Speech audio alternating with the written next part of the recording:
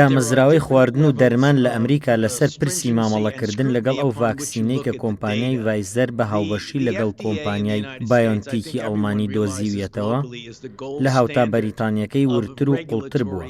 بەشێ لە ئەندامەکانی تری یەکێتی ئەوروپاش ڕەخنیان لە بەریتانیا گرتووە بەوەی کە بە خێرایی ئەو ڤاکسینەی پەسەند کردووە. ئێمە نامانەوێت بڵێین کێ ڕاستە و کێ هەڵەیە، ئەوەی هەیە کە جیاوازی لە وردی کارەکاندا هەیە. ئەگەری زۆرە توێژینەوەکان لە ماوەی کەمتر لە 2 هەفتەی داهاتوودا ئەشکرا بکرێن. ئەگەری زۆریشە ڤاکسینەکەی ڤایزەر لە 11ی ئەم مانگەدا مۆڵەتی بەکارهێنانی پلەی پێ بدرێت.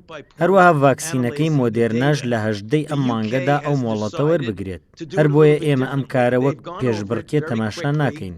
ئێستا ڤاکسینەکان بەردەستن و توێژینەوەی زۆریان لەسەر کراوە. تا ڕێدەیەکی باش ئەنجامەکان دڵخۆشکەرن. من بڕوام وایە کە ڤاکسینەکان تەواو پارێزراون و تەنها کەمێک کاتی پێویستە بۆ لێکۆڵینەوەی ورتر. European Union have actually criticized